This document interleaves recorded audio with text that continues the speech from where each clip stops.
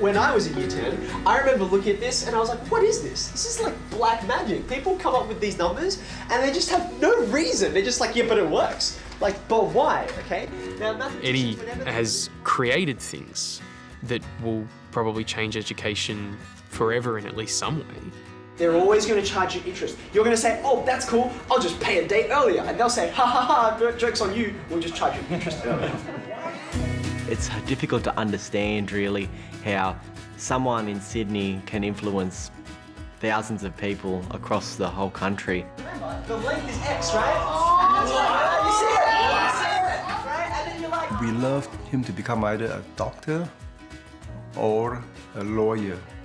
Certainly Eddie could have been any one of those things and earned heaps of money, but he's chosen to be a teacher. I've given you hundreds of HSC questions. What's something you would feel confident explaining in front of other people? He sucked me in. I don't want to say it, but he sucked me into maths.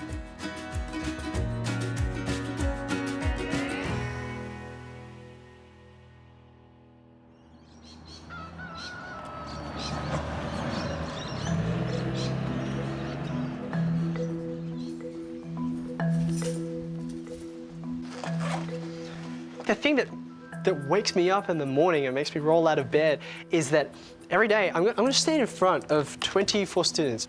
Every single one has a journey behind it and an interesting story, and that just is new every time.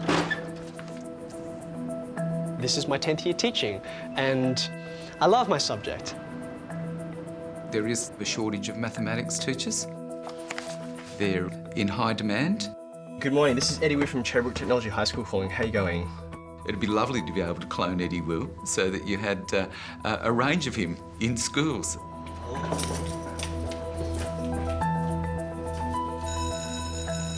Come in, grab a seat, and if you have your devices there, get your devices out. I've met many students who've come to me and, polite as they are, will walk into my classroom first day of the year and they'll say, look, sir, no offense, I just want you to know I don't do maths. There's a lot more to maths than just numbers, right? So I view it, that kind of student, as my personal mission to turn around. In case you didn't already know, I record my lessons. I record all of them. In fact, I'm about to record this one. I've always hated maths. I don't think I had the brain for it at all. Oh, you even put in the tax bracket? Yeah, no, it's this one. I would sit doing homework and I would mostly end up in tears because I just didn't understand it and it never made sense to me. And I think not making sense it made me so angry. I'd like to say mathematics never came instinctively for me, which is why now I sort of know that just because mathematics doesn't come naturally, that doesn't mean you can't work with it and come to an understanding of it. Often we give up. Well, this is the taxable income. Wait, yeah, taxable income. Mm-hmm. I said, I'm going to drop it. This is the worst thing. I have much other things I would want to do with my time. So I think the hard part of this question is there's so much information. I implored her to continue, and one of the ways that I did that was just to help explain to her, well, okay, let's go back to the point where you did understand. And even some of the most oppositional students, once they get a taste of what it's like to be able to solve a question, they fall in love too. Is there anyone who still doesn't have their name down? I call Eddie Ez. I've always called him that since childhood. If you had to pick one, Initially, I didn't know that Ez had so much interest in maths that he would want to teach it. My brother has made a very surprising kind of trajectory of his own that none of us really expected. My parents, Tony and Angela, they were both born in Malaysia and they moved to Australia largely because the education system in Malaysia and many of the opportunities for people growing up in Malaysia are extremely limited. I came here when I was just about 19 and don't know anybody. It was quite tough, the first year especially, very tough year because of the accent problem.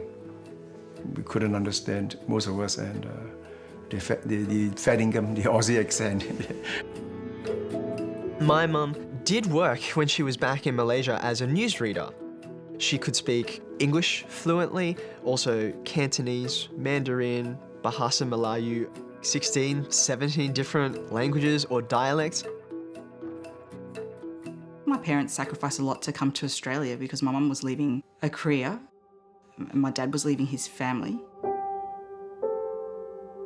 My brother, sister, and I were born and we were raised here in Australia. They were very, very insistent that we made English our first language. I can speak Cantonese and Mandarin in a very cursory way, so I can count, I can describe foods, I can say my name, but that marks basically the extent of it. I certainly couldn't have a conversation in Chinese, which makes me a little bit sad because I know that's part of my history.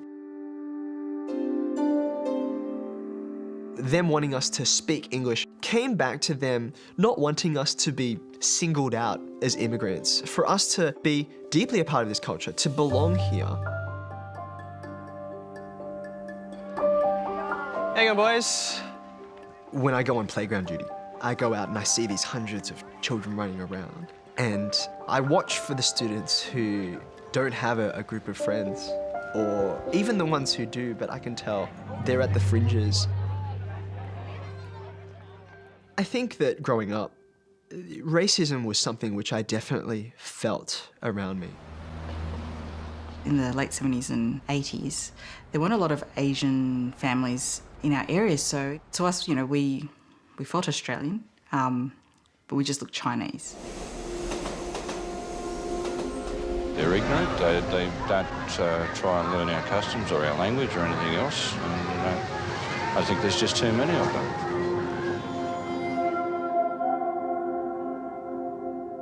When I was in primary school, they used to sing little rhymes which mock Asians, and I used to sing them and I didn't realise what it actually meant until later.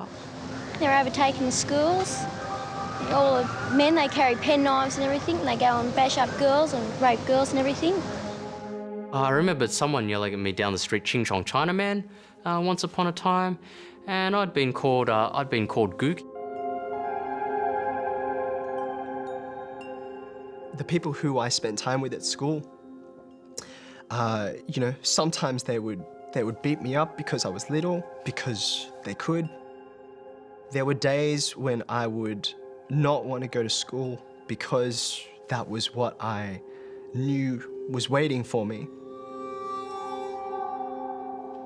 My mum, she would buy me books, and I really treasured those books.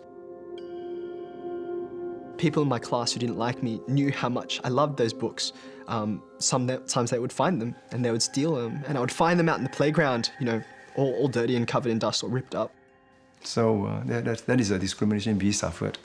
We have to put up with, I suppose. I still remember, you know, my parents said to me, this happens, and it's our role to endure that and to know that sometimes life is not fair. I only have one rule in my classroom, and I call it the human rule. Very simple. I will treat you like humans, and I expect you to treat me like a human too. One of the most important qualities of a teacher is to be compassionate. So you got an answer, but it was off, wasn't it? Okay, let's try and work out what happened. It's the difficult kids, the kids who don't seek out your help, the kids who are reserved. Yeah, you're gonna have to multiply both of them by 750. I know that those are the kids who need the help most because I was one of those.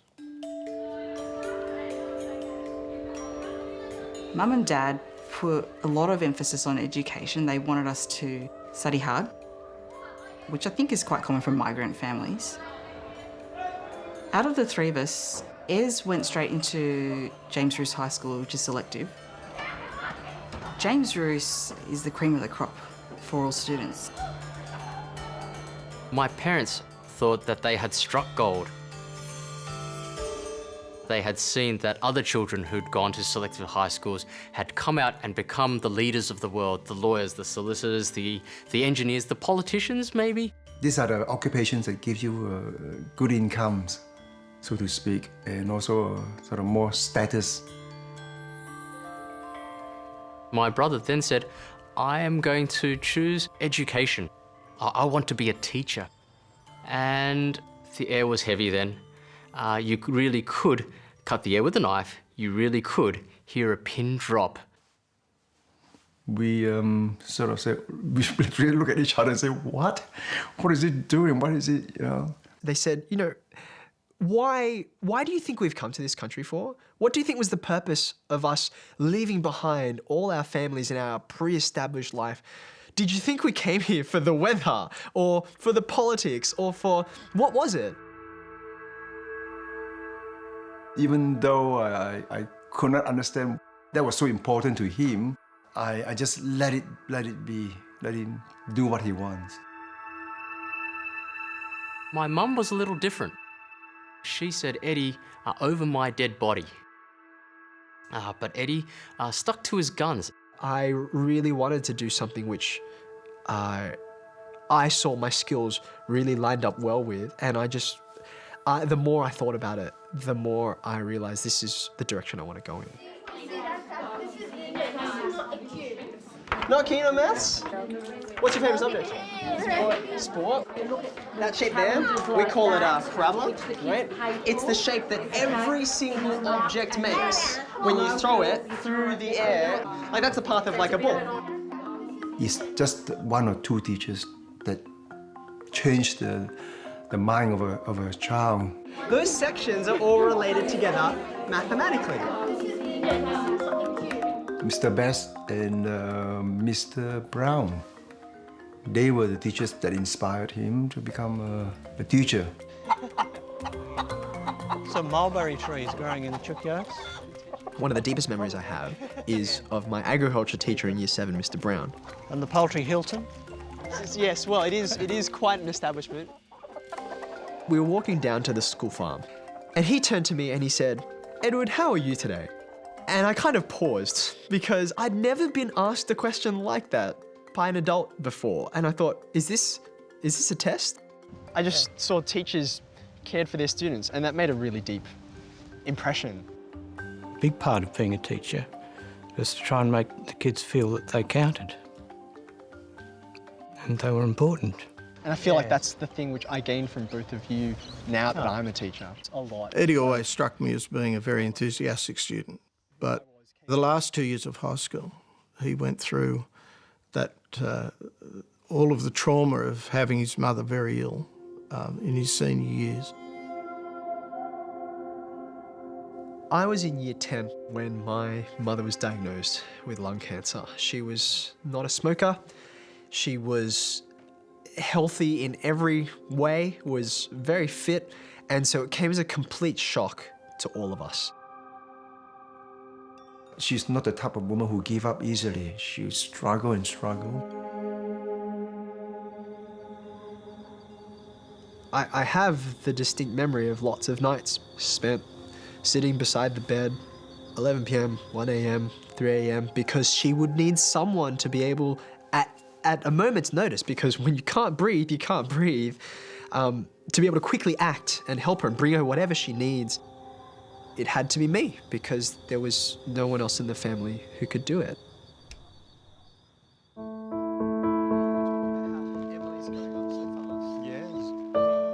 Somehow when Mum passed away, Ez grew up really fast. Be a family, what that means. It was a very difficult period for all of us. But he was the youngest and somehow he was like a rock. Sometimes I get a bit emotional when I look at your mum. It's really natural. Yeah. I was an emotional wreck. It was him who actually, the reason for my living. He would have been comforting me and holding my shoulders and said that, hang in there, you'll be right. See, as a young, he was only 19 years old, he knows how to comfort the father. And I said, my God. I wanted to be someone who could be brave. It's been a long time, Dad. Yes, it has. And not give over to others the burden of having to care for me because I was a mess. I wanted to be able to hold things together because I saw my family falling apart around me, and I knew someone had to be strong. When I look back at it, what I think it was his Christianity, his faith in God, that he would meet Mum one day again in heaven.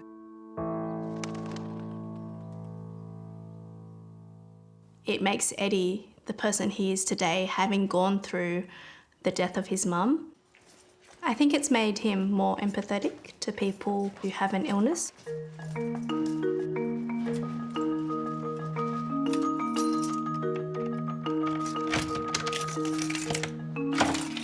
In 2012, I had a student in one of my classes who was very ill. He was diagnosed with pancreatic cancer.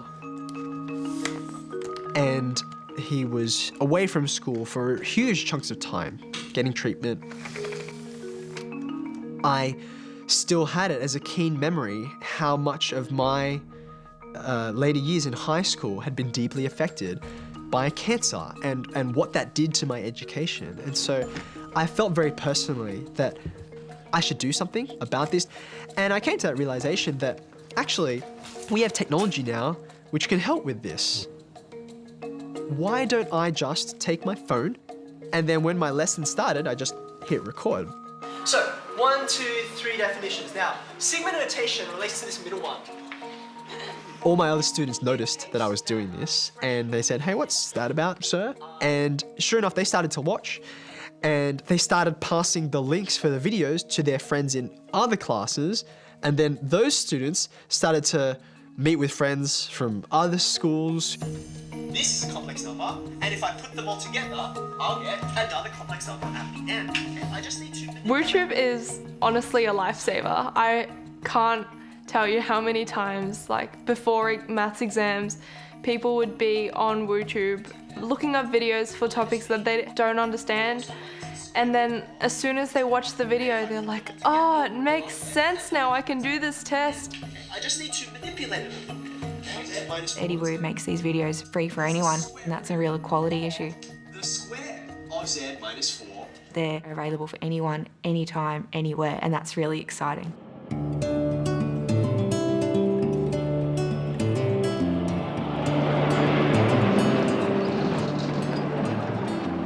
Colar's a very small outback town.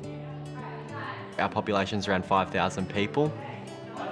We're a mining town, and we've got 3 schools, 2 primary and 1 secondary. It's a reducible interest rate, which is compound interest. Okay. I love maths because it solves problems. You're going to have to go backwards before you split it up again. Yeah.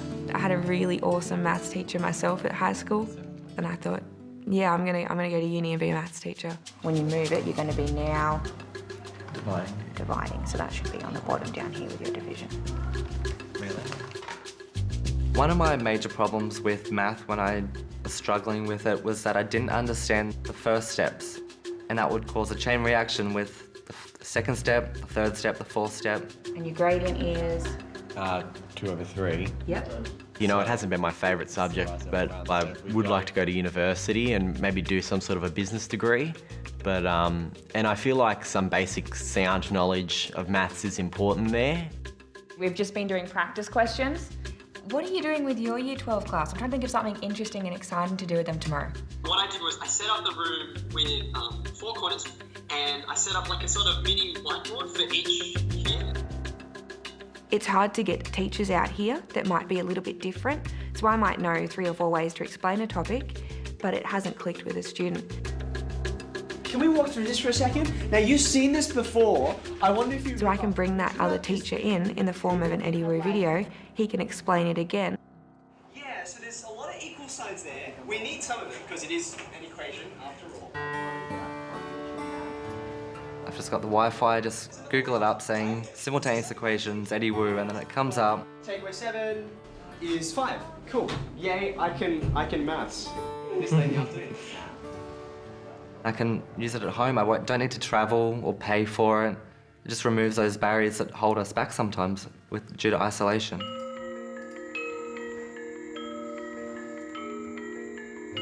I don't know where he finds the time. Why don't we give these a shot?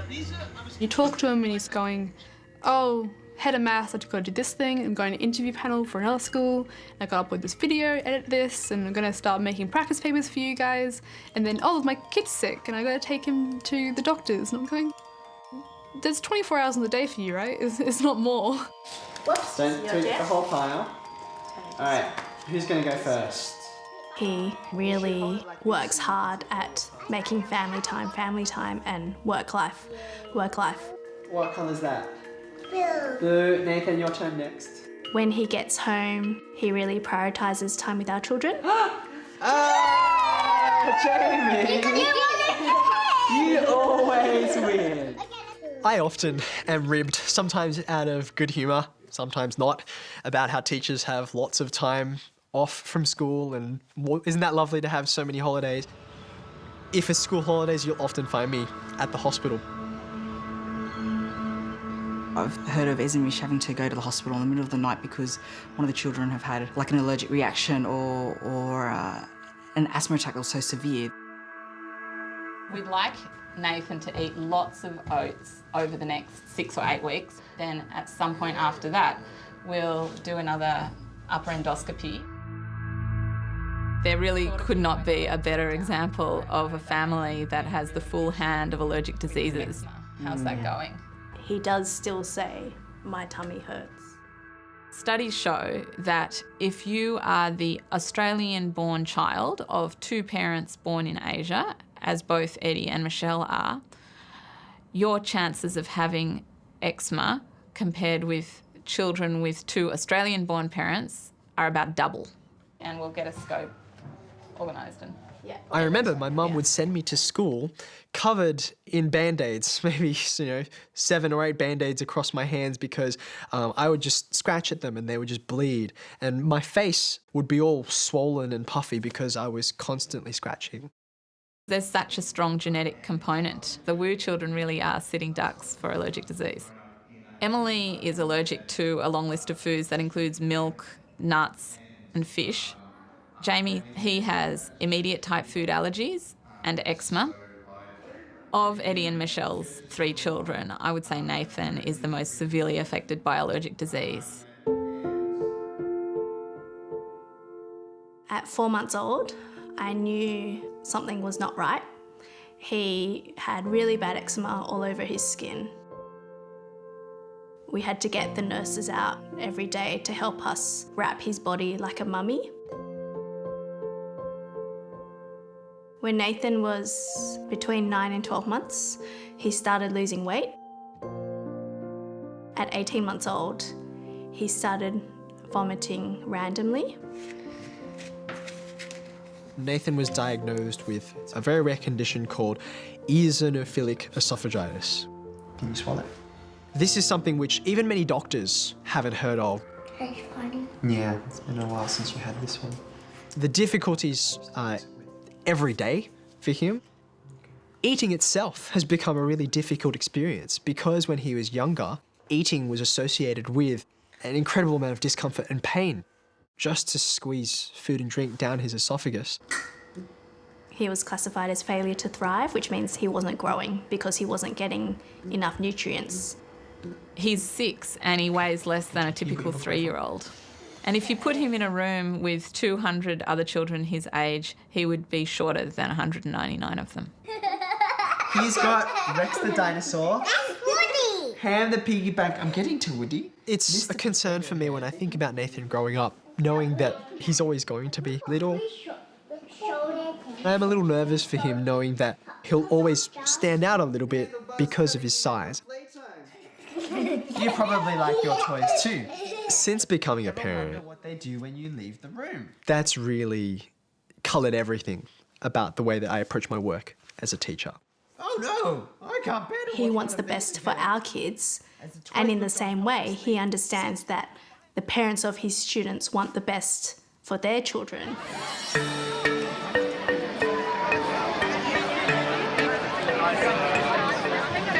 It's so good to see you again. Like, if I didn't have you as a maths teacher, I don't think I would have been able to achieve whatever I did because I used to struggle with that.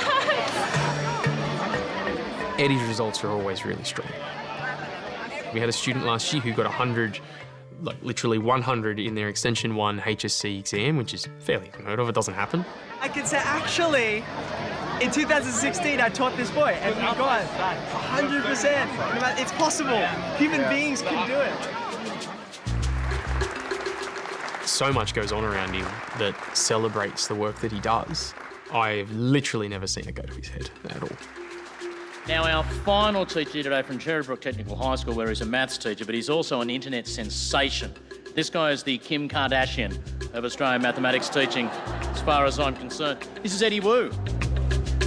There is no doubt that teachers generally change lives, and somebody as motivated and as wonderful as Eddie undoubtedly will. I view all of these awards as part of raising the profile of education and helping people recognise that teaching matters and it deserves the best people who we can press into its service. I can see the pride in him when he tells me that another student has gone into teaching.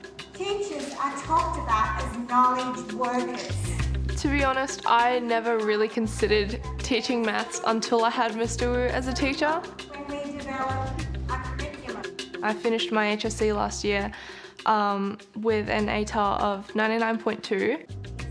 My mum expected me to do law, but my passions were in education.